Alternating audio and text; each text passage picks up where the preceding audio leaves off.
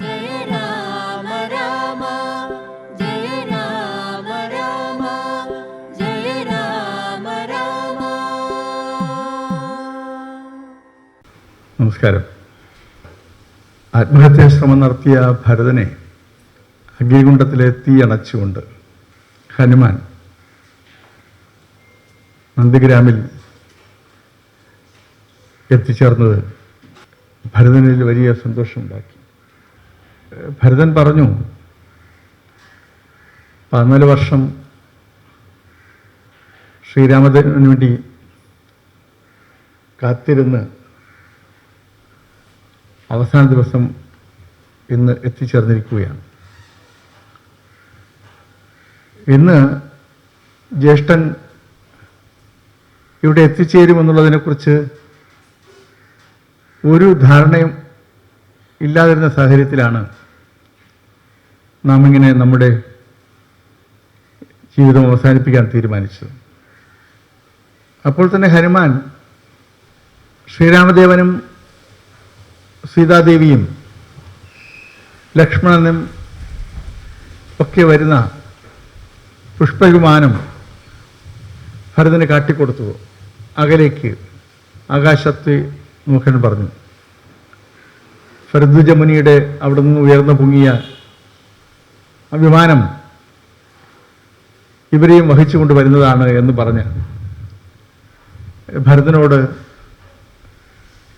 സന്തോഷ വർത്തമാനങ്ങൾ പറഞ്ഞതിന് ശേഷമാണ് ഹനുമാൻ അവിടെ നിന്ന് ഒറ്റക്കുതിപ്പിൽ പുഷ്പക വിമാനത്തിലേക്ക് എത്തിച്ചേർന്നത്.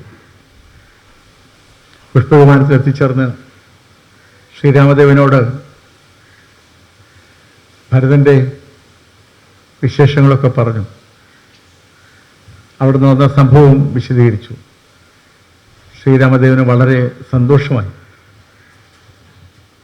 വാദാത്മജ എന്ന് പറഞ്ഞുകൊണ്ട് ശ്രീരാമദേവൻ ഹനുമാനെ വീണ്ടും ഗാഠപ്പുണർന്നു.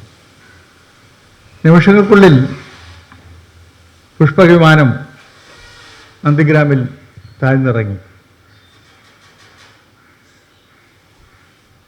അവിടെ എത്തിയിരുന്ന അയോധ്യവാസികൾ ഭരതന്റെ നേതൃത്വത്തിൽ ആഹ്ലാദം കൊണ്ട് ആരവം മുഴക്കി. ശ്രീരാമദേവനും സീതാദേവിയും ഒപ്പം ലക്ഷ്മണനും സുഗ്രീവനും അംഗദനും വിഭീഷണനും മനുഷ്യവേഷധാരികളായ അനേകം വാനരസേനയും ആ വിമാനത്തിൽ നിന്ന് അവിടേക്ക് ഇറങ്ങി വന്നു. ഇത് കണ്ട് ഇവർക്കൊക്കെ ഏറെ ആനന്ദമായി. ശ്രീരാമദേവൻ നോക്കുമ്പോൾ സ്വന്തം മാതാവ് കൗസല്യാദേവി അവിടെ എത്തിച്ചേർന്നിട്ടുണ്ട്. കാരണം ഭരതൻ ആത്മഹത്യക്കൊരുങ്ങുന്നു എന്ന് കരുതി ഭരതനെ തടയാൻ എത്തിയതായിരുന്നു കൗസല്യാദേവി. ശ്രീരാമദേവന്റെ വരവ് കണ്ട് ഏറെ സന്തോഷത്തിലായ കൗസല്യാദേവി മുന്നോട്ട് വന്നപ്പോൾ ശ്രീരാമദേവൻ അങ്ങോട്ട് ചെന്ന് ദേവിയുടെ പാദങ്ങളിൽ നമസ്കരിച്ചു. എല്ലാവർക്കും വളരെ സന്തോഷമായി. ആ സ്ഥലത്ത് നിന്ന് നേരെ എല്ലാവരും കൂടി ഒന്നിച്ച് പുഷ്പവിമാനത്തിൽ കയറി ഭരതന്റെ വാസസ്ഥലമായ നന്ദിഗ്രാമിൽ എത്തിച്ചേർന്നു. അവിടെ ചെല്ലുമ്പോൾ ഭരതൻ അതുവരെ അവിടെ പൂജിച്ചിരുന്ന ശ്രീരാമപാദുകങ്ങൾ വളരെ ഭക്ത്യാദരപൂർവം എടുത്ത് ശ്രീരാമദേവന് സമർപ്പിച്ചു. കഴിഞ്ഞ 14 വർഷം ഭരതൻ അയോധ്യയിൽ പോയില്ല. ശ്രീരാമദേവനെ സ്തുതിച്ചുകൊണ്ട് നന്ദിഗ്രാമിൽ ശ്രീരാമദേവന്റെ പാദകങ്ങൾ പൂജിച്ചുകൊണ്ട് ആണ് ഭരണം നടത്തിയിരുന്നത്. ഈ പാതകങ്ങൾ ഭഗവാന് സമർപ്പിച്ചുകൊണ്ട് ഭരതൻ പറഞ്ഞു, അങ്ങയുടെ രാജ്യം നാം ഇതാ അങ്ങയെ ഏൽപ്പിക്കുന്നു എന്ന്. ഇത് കണ്ടു നിന്നവരുടെയൊക്കെ കണ്ണുകൾ നിറഞ്ഞു. ശ്രീരാമദേവൻ സന്തോഷം കൊണ്ട് ഭരതനെ ഗാഠെ ഉണർന്നു. തുടർന്ന് അവിടെ നിന്നും അവരെല്ലാവരും അയോധ്യയിലേക്ക് യാത്ര തിരിക്കാൻ തീരുമാനിച്ചു. ശ്രീരാമദേവനും ലക്ഷ്മണനും ഭരതനും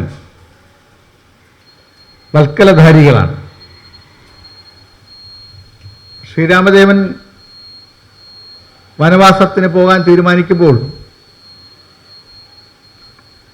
ഒപ്പം സീതാദേവിയും ലക്ഷ്മണനും വൽക്കലങ്ങൾ ധരിച്ചുകൊണ്ടാണ് വനവാസത്തിന് ശ്രീരാമദേവനോടൊപ്പം ചേർന്നത്. അയോധ്യയിൽ മടങ്ങിയെത്തിയ ഭരതൻ തൻ്റെ ജ്യേഷ്ഠൻ വനവാസത്തിന് പോയിരിക്കുന്നു എന്നറിഞ്ഞ് തൻ്റെയും എല്ലാ ഔദ്യോഗിക വസ്ത്രങ്ങളും ഉപേക്ഷിച്ച് വൽക്കലം ധരിച്ചാണ് ഈ കാലമത്രയും അവിടെ ജീവിതം കഴിച്ചു കൂട്ടിയത്. സന്യാസിയെപ്പോലെ തറയിൽ കിടന്നുറങ്ങി ത്യാഗിയായി കഴിഞ്ഞ 14 വർഷവും ഭരണത്തിലേർപ്പെടുകയായിരുന്നു ഭരതൻ ചെയ്തത്. ആ ഭരതനും വൽക്കലം ഉപേക്ഷിക്കുവാൻ ശ്രീരാമദേവനും ലക്ഷ്മണനും തയ്യാറായപ്പോൾ അവരോടൊപ്പം ചേർന്ന് തൻ്റെയും വൽക്കലം ഉപേക്ഷിച്ചു. സീതാദേവിയും വൽക്കലം ഉപേക്ഷിച്ചു. എല്ലാവരും നിറമുള്ള വസ്ത്രമൊക്കെ അണിഞ്ഞ് അവിടെ നിന്നും ഘോഷയാത്രയായി അയോധ്യയിലേക്ക് മുന്നോട്ട് പോയി. രഥങ്ങളിൽ കയറി ഘോഷയാത്രയായി മുന്നോട്ട് പോയി. ഇതിനിടയിൽ ശ്രീരാമദേവൻ പുഷ്പകവിമാനത്തെ വിളിച്ചിട്ട് പറഞ്ഞു, നേരെ അതിൻ്റെ ഉടമസ്ഥനായ യഥാർത്ഥ ഉടമസ്ഥനായ വൈശ്രവണൻ്റെ അടുത്തേക്ക് മടങ്ങിപ്പോകാൻ നിർദ്ദേശിച്ചു.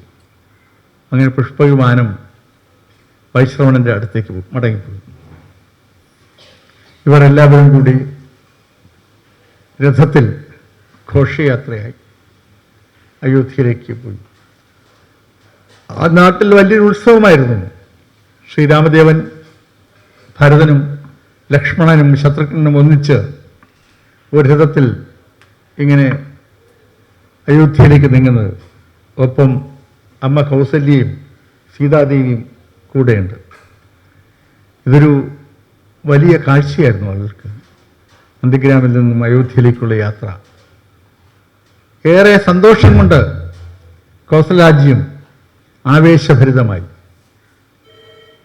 അവർ കൗസല്യാജ്യത്ത് അയോധ്യയിൽ യാത്രയായി എത്തിച്ചേർന്നു.